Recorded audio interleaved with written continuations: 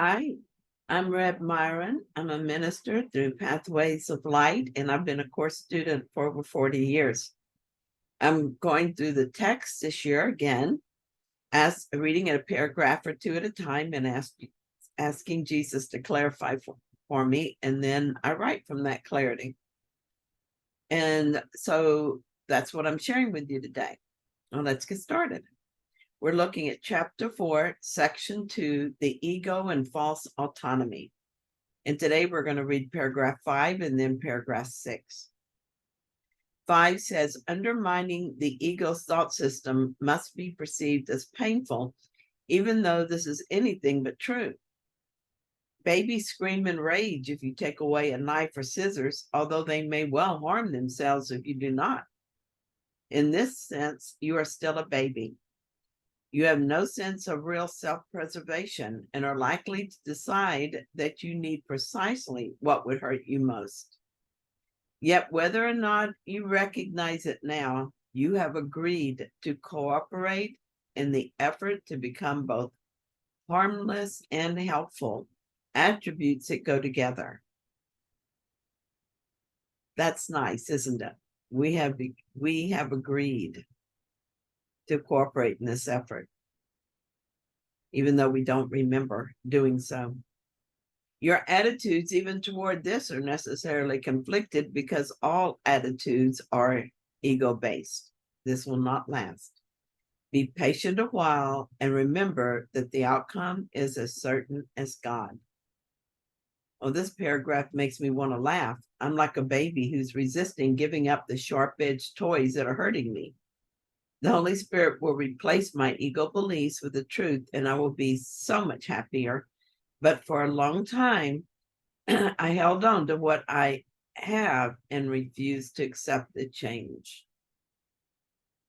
I remember one time when I was still working, it happened when I overheard someone in the office say something that made me mad. I only heard a few words, but it sounded to me like the person was saying they did not trust my judgment on a particular thing.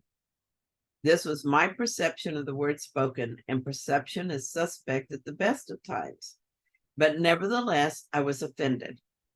I recognized that this was ego thinking, and whether I had an ego reason to be offended or not, it was not what I want. Even so, I didn't stop it right away. And so the ego was often running with scissors in hand, like the silly and self-destructive child it is. In a moment of clear thinking, I would take the scissors away, and then in a bit, notice my ego had picked them up again.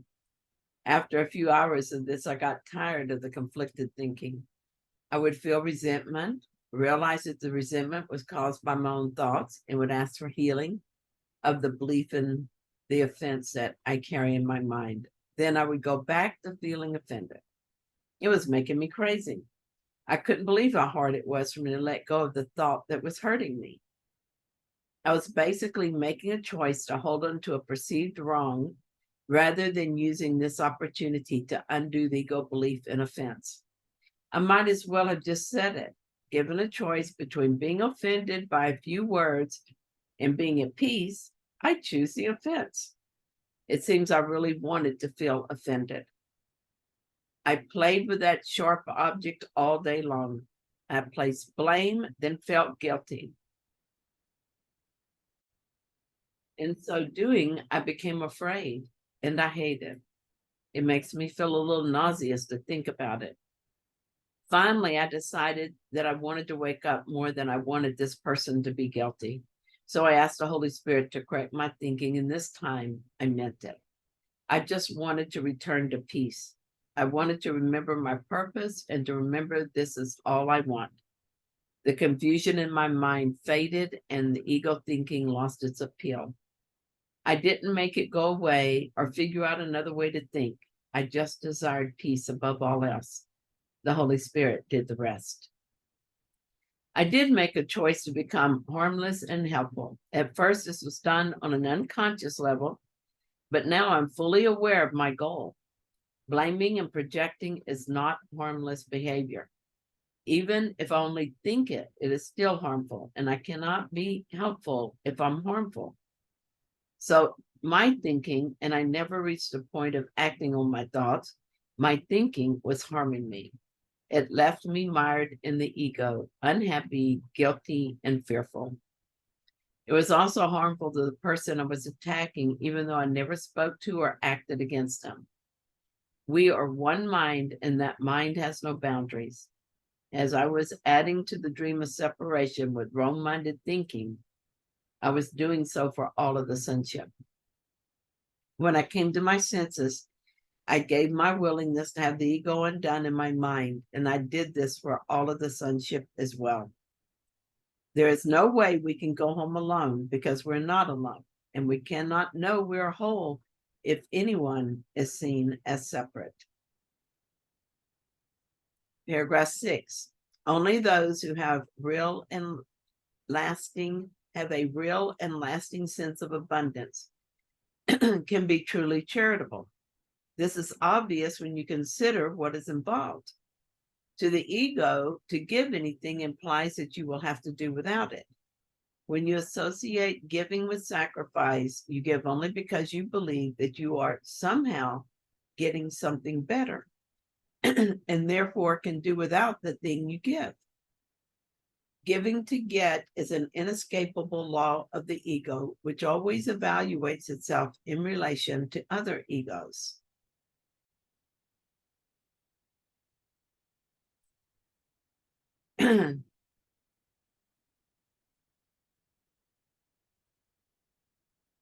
It is therefore continually preoccupied with a belief in scarcity that gave rise to it. Its whole perception of other egos is real is only an attempt to convince itself that it is real. Self-esteem in ego terms means nothing more than that the ego has deluded itself into accepting its reality and is therefore temporarily less predatory. This self-esteem is always vulnerable to stress, a term which refers to any perceived threat to the ego's existence. Ooh, that's a good thing to know, isn't it? The self-esteem is always vulnerable to stress, and that stress is always refers to a perceived threat to the ego's existence. Good thing to keep in mind. So let's talk about giving to get. Giving to get is an inescapable law of the ego. Looking at this idea, I first thought of giving money or some valuable object. Do I always give to get? I give money to my children, to charities, and to other people who need it. What do I get out of it? If it is my ego that is giving, I'll get to present a generous ego to the public eye. Maybe I'm using my gift to influence the receiver. In giving, perhaps I get to feel like I am now less guilty than before, having made up for my bad acts with good works. I have appeased God. This is ego reasoning, and to the ego, any one of these results would be worth a certain amount of money, depending on the level of guilt it was feeling at the moment. Do I ever give for the pure joy of giving? Do I ever give because it is my nature to give? I don't know, because giving is so mixed up with my ego motives that I can't tell. Trying to purify my motives as giving would be going at it backwards and wouldn't work. I can only continue to do the work of undoing. When the ego is undone, the issue of giving to get will no longer be an issue. Simply being aware of the giving to get desire begins to unravel it. I see that it is not just money and other material possessions that are used in the ego's giving to get gain. It gives compliments to get compliments. It gives acts of kindness to look kinder than other egos and so look better than others. The ego works harder at the job to increase its value to the company in the hopes of standing out from the other egos and thus ensuring employment. This giving to get mentality shows up in every special relationship, which is every relationship, until it's given to the Holy Spirit for purification. Relationships are reciprocal in every way. The ego dresses to attract, That is to stand out from other egos. It is kind and loving, not for the joy of it, but in the hopes the other will be kind and loving. It gives whatever it has to the other in the hopes of getting something it thinks it needs in return. Everything the ego gives is in the hopes of getting a return, and it hopes that return is greater than the outlay. The entire concept of giving to get is always born of guilt, and so guilt underlies every action. It wants to make the other feel guilty through its giving in the hopes that that one will then reciprocate in some way. Or the ego gives because it is trying to fool everyone, especially God, into believing it is not guilty. The ego is like a hamster in a wheel, running, and never getting anywhere. The ego works very hard on its self-esteem issue, so it will seem stronger and better than others, thus proving it is better than those others. It will never get anywhere in its race to success because the whole race is a farce. Everything it does is an attempt to prove its existence through proving the existence of other egos, and since egos do not exist, it is doomed to failure.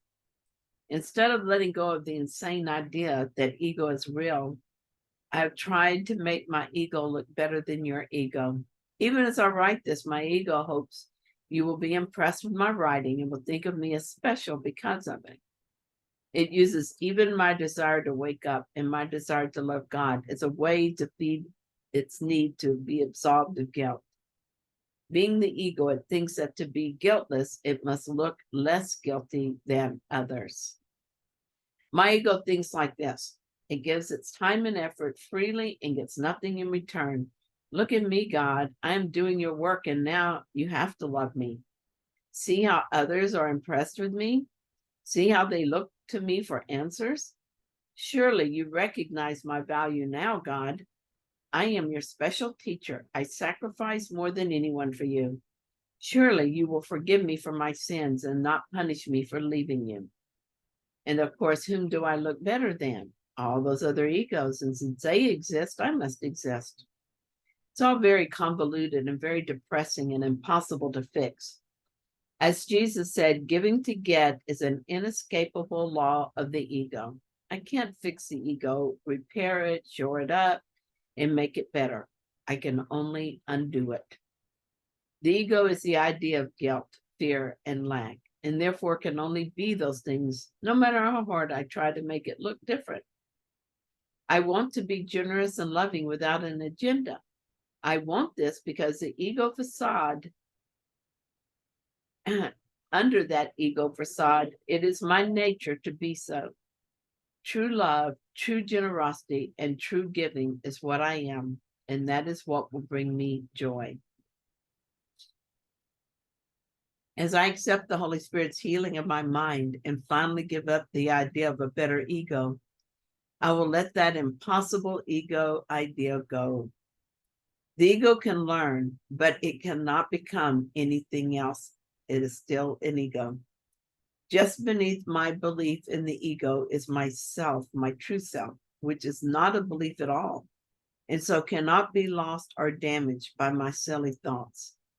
Just beneath the belief in the idea of an ego is joy and peace and love. And without ego, I will know what it means to give just for the joy of giving. I wrote this a while back. I still have an ego, but I listen to it less and less as time passes and almost never believe it. Progress. Thank you so much for joining me in this reading. I hope that you found it helpful. If you did, then please like it.